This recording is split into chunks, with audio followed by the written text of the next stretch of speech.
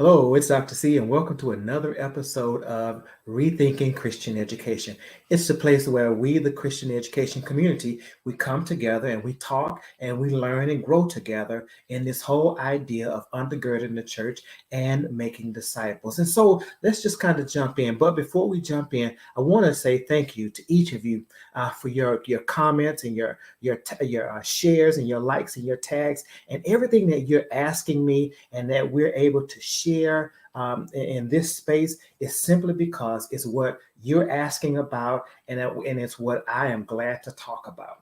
And so again, I want to thank you for your engagement, even for those that share, that come back and look at the replay. I know that you're there because of your comments. So again, so thank you, thank you, thank you.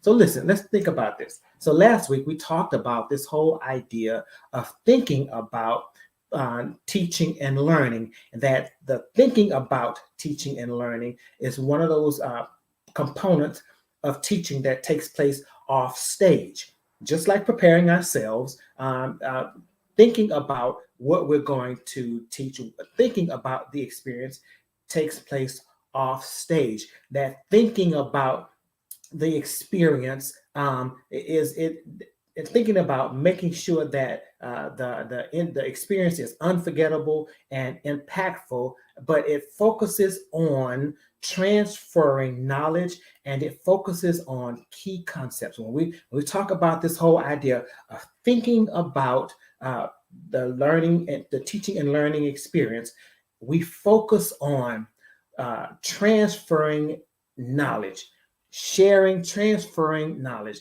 But we also think about this whole idea of key concepts. What are those key things we want the learner to walk away from our lessons with? So go with me. Think about the last guided tour that you were a part of. It could have been a tour of a new home. It could have been a tour of a museum. It could have been a tour of a historic site. But think about those for that time. Think about the tour guide. Remember their excitement. Remember the energy that they brought to the tour.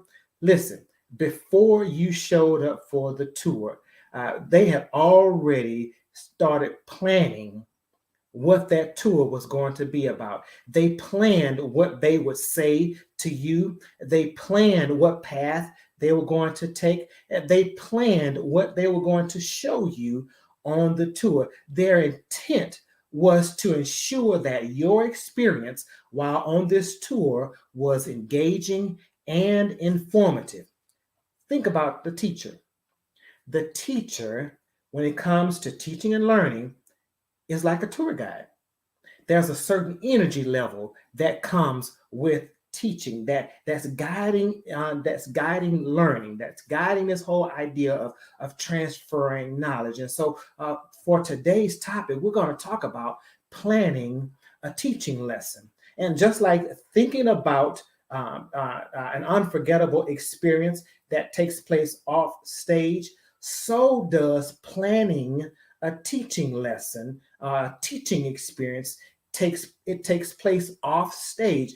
But the intent here is to ensure that the experience is engaging and informing. And so we want to ask ourselves the question: how do we write a plan for a lesson? Or how do we write a plan for a lesson? How do we plan for a lesson? Listen, as a trained educator, I understand that we as educators, we use a system of activities or moves, as some will call it. And when those activities or those moves are connected together, we call it the learning cycle. And so today I want to share with you a version of the learning cycle. So as you plan your lessons, you'll be able to move through the lesson and ensuring that the experience, the teaching and learning experience, is one that is engaging and one that is informative. And so let's think about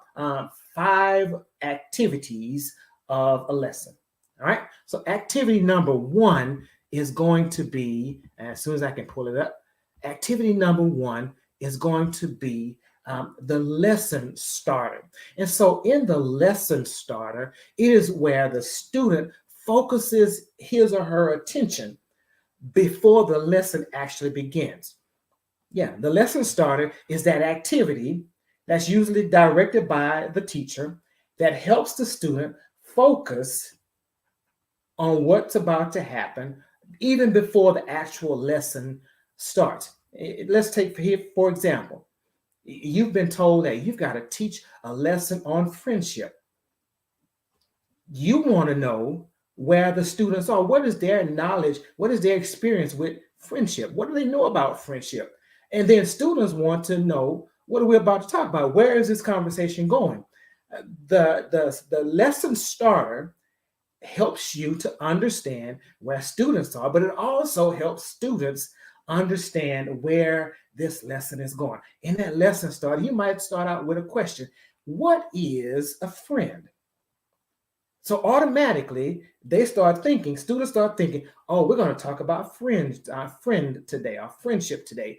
And they're giving their responses, you'll understand what it is that they know about friendship. Again, a lot of times we won't have a 50-minute lesson. Sometimes it's going to be a quick lesson in the hallway. But you still want to know, what do they know before you respond or begin the lesson, teaching the lesson? You want to know where they are. You want them to know what we're going to talk about. And so you'll have points like, setting the objective and what the students are going to learn, or what is the intent of this lesson on friendship. But then number two, so after that first move, the lesson starter, that first activity, lesson starter, is activity number two, the instruction. And then when we get to this activity, instruction is new information or skills presented by the teacher to the student. In this instruction piece, this is where you're telling information or you're showing how to execute a particular skill to the students. And those that are from the education arena, we understand that to mean the I do activity, meaning that the student has nothing to do with this, but this is where the information is coming from no other source but the teacher to the student. So let's go back to that friend thing. If we were going to now teach a lesson on friendship, this is the time during the instruction where we would define what is friendship. We might even make a scripture reference of friendship, and then we would give examples of friendship. We would show visuals of friendship. We would say friendship. We would write friendship, because again, we also want to always lean to and address the various learning styles of students and the situation that we're in. But here in this activity, the instruction activity, this is where you, the teacher, you are giving information, new information or new skills to the student. The student is not giving you information, you're giving the student information. This is the instruction activity. And so after we've gone through we've started the lesson with the lesson starters, activity 1, and activity 2, we've taught we've given information, or we've taught new skills. Then activity number 3 is guided practice. And this whole guided practice is where the student gets to apply the information, or they get to practice the skill that was taught by you, the teacher, under your supervision. They're not out there by themselves, but they get to apply this new information to some other activity, because this is activity number 3. They get to apply this new information. They get to practice this new skill under your supervision. And during this time, you as the teacher get to determine if they got the information right, or do I need to go back and teach it again? Do I need to say it a different way? In the education arena, we call this checking for understanding. We pause in this time while if we need to redirect them, we do so at this time during the guided practice. And so there's the lesson starter, where we get there, we focus them on learning, on what's going to happen.